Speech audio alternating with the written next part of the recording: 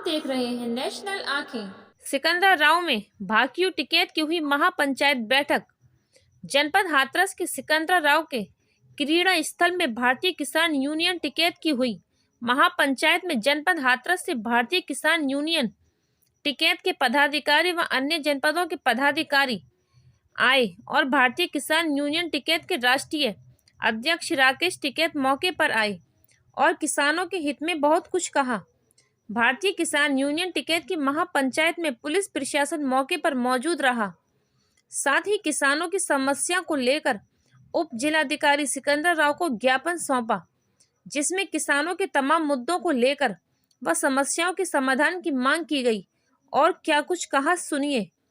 हाथरस से राजा पाठक की रिपोर्ट। देखते रहिए नेशनल आंखें। जनता के बीच में वहां बैठ गए जब उनको ये महसूस हुआ कि जनता के लिए कोई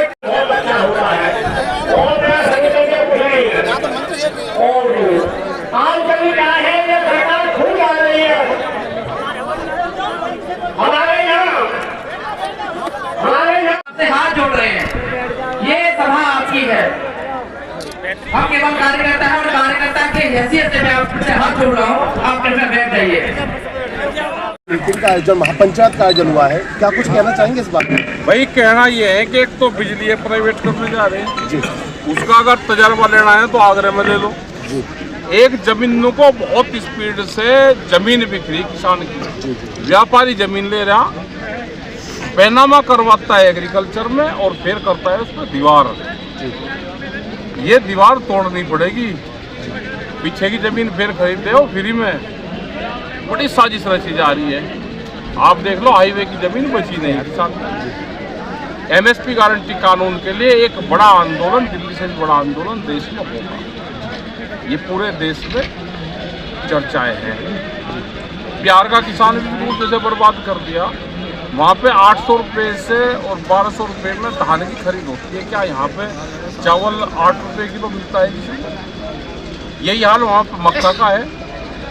जो पूरे देश को मक्का की सप्लाई होती है और जो जितने भी हमारे पॉपकॉर्न ये बनते हैं, ये बिहार में ही वो मक्का पैदा होती है। लेकिन वहाँ के किसान को 14 रुपये 12 रुपये किलो से ज़्यादा का भाव नहीं मिला। तो इसलिए बिहार को सबसे पहले वहाँ के किसान ने छोड़ा।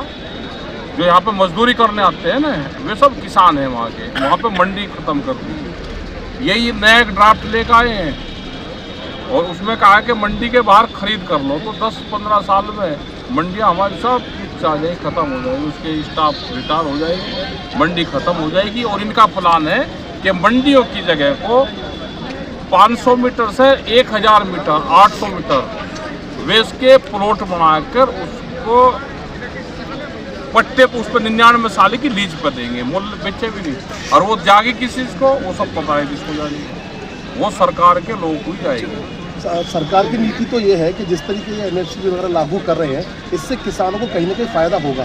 कहाँ कर रहे हैं, कहाँ कर रहे हैं? ना एमएसपी लागू है ना उस पर खरीद है।